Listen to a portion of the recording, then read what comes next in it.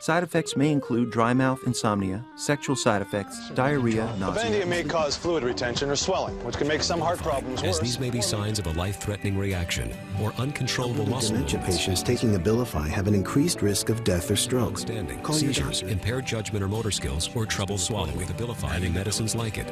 In some cases, Call your extreme doctor high if you blood get sugar. severe abdominal pain or persistent vomiting, which could be It's not right signs for of a everyone. serious condition. Talk to your doctor if you have heart failure or liver Some problems. people have had changes in behavior, hostility, agitation, depressed mood, and suicidal thoughts or actions while taking Antidepressants can increase suicidal thoughts and behaviors in children, teens, and young adults. One of the facts of American life these days is that many prescription drugs are now household names. The makers of antidepressants like Prozac and Paxil never published 1/3 of the results of their drug trials. Americans should know the whole story about the drugs they're taking. As the editor of the New England Journal of Medicine put it, you wouldn't buy a stock if you only knew 1/3 of the truth about it. Why should Americans have to do that with drugs? They're no longer believing that this is a miracle industry in the sense that they may once have believed that. So in a sense, I think it's just a matter of the public starting to put this all together and put pressure on Congress.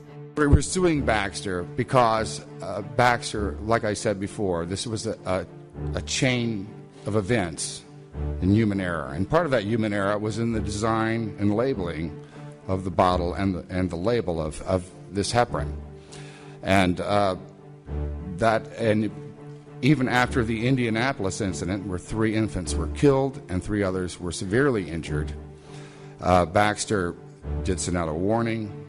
They eventually, although not in a timely manner, changed the label of the bottle of heparin, but 13 months after the fact. But they failed to recall the existing bottles that were already out there and that had already been proven to be dangerous and possibly lethal, and almost were to my 12-day-old newborn twins.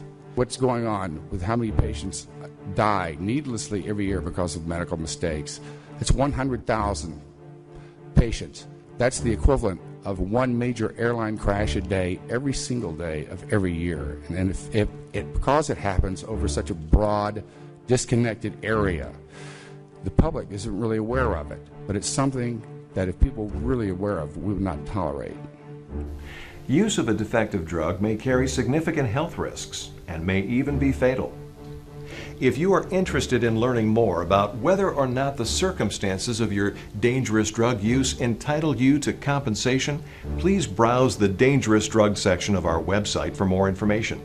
If you'd like to speak with one of our legal network's pharmaceutical experts, simply fill out the form on our website and one of our knowledgeable attorneys will call you to answer any questions you may have. If you'd like to speak with an attorney now, pick up the phone and dial 1-800-LAW-FIRM, America's most trusted legal network.